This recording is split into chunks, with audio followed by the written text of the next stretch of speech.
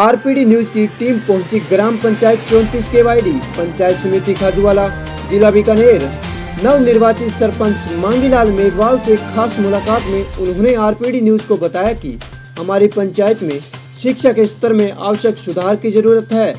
वे पंचायती स्तर पर किसानों को आ रही परेशानियों को दूर करना और पंचायत क्षेत्र में अधिक से अधिक विकास कार्य करना मेरा प्रथम लक्ष्य रहेगा। तो आइए सुनते हैं सुनील खिच्ची के साथ सरपंच मांगीलाल जी मेघवाल के पंचायत के प्रति विचारों को। सुनील खिच्ची आरपीडी न्यूज के द्वारा और आज हम पहुंचे हैं विशेष तौर से खास मुलाकात करने ग्राम पंचायत 34 केवाईडी के दूसरी बार नवनिर्वाचित हुए सरपंच मांगीलाल जी मेघवाल। उनसे खास मुलाकात के अंदर बात करते हैं कि आपकी ग्राम पंचायत के मुद्दे, एजेंडे, मसले और समस्या क्या रहेगी। पहले तो मैं उनको मांगीलाल जी मेघवाल को आरपीडी न्यूज में बहुत स्वागत करता हूँ। सर, वैसे तो देखा जाता है ग्राम पंचायत के अंदर मुद्दे सर बहुत होते हैं। जो अहम मुद्दा है वो शिक्षा का है, क्योंकि शिक्षा का वो शेरनी का दूध है, जो पिएगा वो धाड़ेगा। सर, तो शिक्षा के क्षेत्र में आप क्या करना चाहोगे? देखिए, हमारे ग्राम पंचायत के अंदर कुछ विद्यालय ऐसे हैं जो आज तक क्रमोन्नत नहीं हुए, जो मुख्य गाँव के विद्यालय हैं। मैं सबसे पहले तो उन विद्यालयों को क्रमोन्नत करवाना चाहूँगा। उनमें स्टाफ की जो व्यवस्था है वो पूर्ति करवाना चाहूँगा। विद्यालय के अंदर हर प्रकार की व्यवस्था कर मैं शिक्षा के स्तर को सुधारने में पूरी व्यवस्था करूँगा। शिक्षा के क्षेत्र में जैसे हर युवा हर घर के अंदर जागरूकता फैलाएंगे, जिससे हर घर से जो बच्चा है वो विद्यालय तक पहुँचे। किसी भी घर के अंदर बच्चा है वो विद्यालय से दूर न हो, इसके लिए हम पूरी व्यवस्था करेंगे। सर, बात करते हैं दूसरी भ्रष्टाचार की, क्योंकि देखा जाता है आपके पंचायती राज के अंदर भ्रष्टाचार काफी फैला होता है। सर, आपको तो ये पता ही है। सर, तो इसके निवारण के लिए, इसको खत्म करने के लिए क्या योगदान रहेगा? जी सर, भ्रष्टाचार की कुछ समस्याएं रहती है, लेकिन मैं पूरी कोशिश करूंगा कि हमारे ग्रामवासियों के साथ भ्रष्टाचार का कोई मामला सामने न आए। मैंने पीछे भी इस बारे में पूरी कोशिश की है कि जैसे प्रधानमंत्री आवास हो चाहे नरेगा योजना हो, उसमें कम से कम भ्रष्टाचार हो। इसके लिए मैं प्रतिबद्ध रहा हूँ और आगे भी रहूंगा। हमारे ग्रामवासियों को जहाँ भी मेरी जरूरत पड़ेगी वहाँ मैं उनके साथ खड़ा रहूंगा। जनप्रतिनिधि का कर्तव्य भी यही होता है कि वो ग्रामीणों के साथ रहे, उनको भ्रष्टाचार मुक्त ग्राम पंचायत बनाए। सर, बात करते हैं दूसरी मूलभूत सुविधाएं की, जो मान लो आमजन को ज्यादा से ज्यादा मिलनी चाहिए, जैसे बिजली, लाइट, पानी की निकासी, पेयजल की व्यवस्था है। सर, तो ये जैसे ग्रामीण इलाकों में जो अहम भूमिका निभा रहे, तो इसके लिए आप क्या ठोस बढ़ाओगे? मैंने ग्राम पंचायत की कुछ ऐसी ढाणियां हैं जो आज भी बिजली से वंचित है, मैंने उनको चिन्हित किया है। मैंने बिजली विभाग के अधिकारियों से भी उनके बारे में वार्ता की है। मैं उन ढाणियों को जल्द से जल्द बिजली से जुड़वाने के लिए कार्य करूंगा। जो भी ढाणियां हैं उनको मैं घर घर जाकर के उनको चिन्हित किया है, उनसे वादा भी किया है। तो मैं जल्द से जल्द उन ढाणियों को बिजली से जोड़ने का कार्य मैं करूंगा। पानी की निकासी और पेयजल, क्योंकि जल है तो जीवन है। सर, तो इनके लिए क्या मुद्दे उठा रहे हो? पेयजल के लिए मैं जैसे गांव के अंदर पाइपलाइन, हर घर तक नल की व्यवस्था हो, ऐसी मैं व्यवस्था करना चाहता हूं, जिससे डिग्गियों से वाटर वर्क से हर घर तक पाइपलाइन पहुंचे और नल द्वारा हर घर में साफ पानी पहुंचे। इसके लिए मैं प्रतिबद्ध रहूंगा और इसके लिए मैं कार्य करूंगा। सर, बात करते हैं बालिका शिक्षा की, क्योंकि बालिका शिक्षा अपने समाज के अंदर देखा जाता है कि बालिकाओं को बहुत पीछे रखा जाता है हर क्षेत्र के अंदर। अगर आसपास अपने सीनियर सेकेंडरी स्कूल या कुछ बड़ा मान लो विद्यालय नहीं है तो अपने घर से बाहर भी नहीं जाने दिया जाता है। तो इनके बच्चियों के लिए आप क्या ठोस कदम उठाने वाले हो? सर, देखिए, आज भी हमारे ग्रामीण क्षेत्र के अंदर कुछ भ्रांतियां हैं। बालिकाओं को बाहर शिक्षा के लिए नहीं भेजा जाता, तो मैं इसके लिए प्रयास करूंगा, ग्रामीणों को जागरूक करूंगा, ताकि हर बालिका विद्यालय तक पहुंचे और उच्च शिक्षा तक पहुंचे और बालिका हमारे गांव का नाम रोशन करे। हर क्षेत्र में जैसे चाहे नौकरी हो, हर सेवा के अंदर बालिका पहुंचे। इसके लिए मैं प्रतिबद्ध रहूंगा और ग्रामीणों के साथ मिलकर के मैं उनको जागरूक करके हर विद्यालय तक बालिका को पहुंचाने के लिए मैं प्रयासरत रहूंगा। सर, बात करते हैं नशे की। छोटे छोटे बच्चे आजकल इसी पेट में आ रहे हैं और पतन की ओर जा रहे हैं। सर, वैसे देखा जाता है हर क्षेत्र के अंदर ये बहुत ज्यादा नाम फैला हुआ है, इसके लिए कदम उठा रहे हो? सर जी सर, नशा सबसे बड़ी बीमारी है। ग्रामीण क्षेत्रों में भी कहीं कहीं नशे की प्रवृत्ति पाई जा रही है, तो मैं इसके लिए ग्रामीणों को जागरूक भी करूंगा। हर समय पर जैसे ग्राम सभाओं के द्वारा चाहे किसी प्रकार से नशे से दूर रहने के लिए मैं चाहे नशा मुक्ति अभियान चलाना पड़े, मैं इस प्रकार का अभियान चला करके नशे से ग्रामीणों को दूर करने के लिए पूरा प्रयास करूंगा और ग्रामीणों को इसमें साथ लेकर के पूरी मुहिम के साथ नशे के खिलाफ हम लड़ाई लड़ेंगे।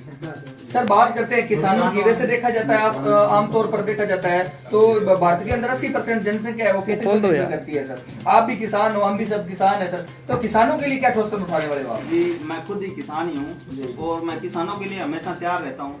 किसानों की जो भी समस्याएं रहती है, जैसे पानी की समस्याएं रहती है, कई बार नहर खुदाई न होने के कारण पूरा पानी नहीं पहुंच पाता, इसके लिए भी मैं प्रयासरत रहूंगा। पहले भी मैं प्रयासरत रहा हूँ। किसानों के लिए जो भी जन कल्याणकारी योजनाएं आती है, मैं उन योजनाओं को किसानों तक पहुंचाने का कार्य करूंगा। किसी भी प्रकार की जो नवीनतम खेती है उस और मैं अपने किसानों को ले जाने के लिए प्रतिबद्ध रहूंगा, ताकि किसान नई खेती करे, नई खेती के साथ कम खर्चे के अंदर अधिक उपज प्राप्त करे। इसके लिए मैं प्रयासरत रहूंगा। उसके अलावा जैसे हमारे किसानों के ऊपर आकस्मिक कुछ परेशानियां आती रहती है, जैसे टिड्डी दल आ जाता है या कुछ प्रकोप आ जाते हैं, तो उस समय मैं किसानों के साथ रह करके, कृषि अधिकारियों को साथ लेकर के मैं उन समस्याओं का निवारण करने के लिए प्रतिबद्ध रहूंगा।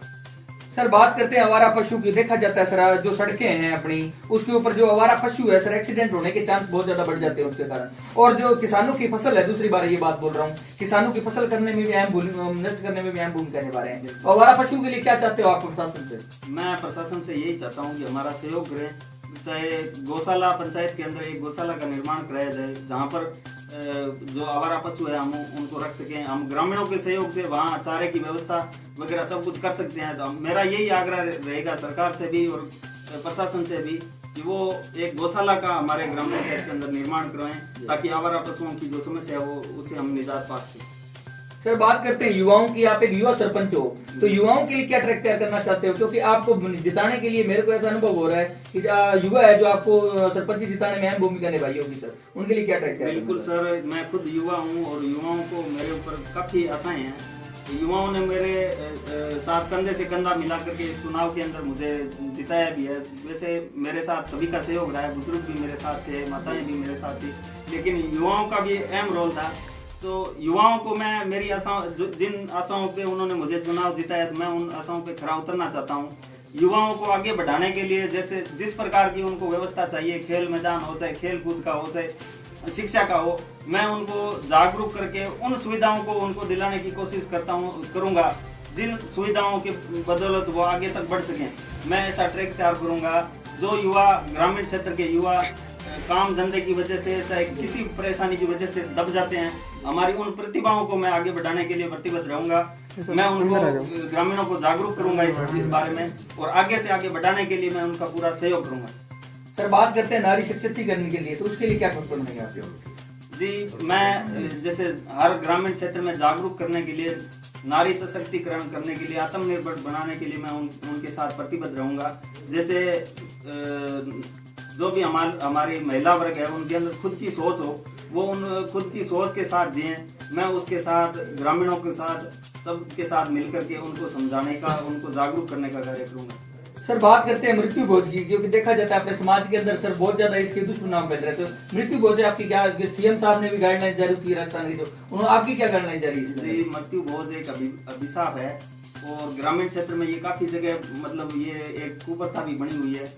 हम इसके खिलाफ भी लड़ाई लड़ेंगे, ग्रामीणों के साथ मिलकर के, उनको समझा करके मृत्यु भोज बंद करने के लिए हम प्रतिबद्ध रहेंगे। सर बात करते हैं कोरोना की। जो कोरोना महामारी है सर, इसका बहुत ज्यादा दुष्परिणाम पूरे भारत के अंदर मान लो ये फैल गई है, तो सर इसके लिए आपके ग्राम पंचायत सर कैसा है और इसके लिए क्या ठोस कदम उठाने वाले अगर ये? जी, अभी तक हमारी ग्राम पंचायत के अंदर कोरोना का स्तर बहुत 0 लेवल पर ही है।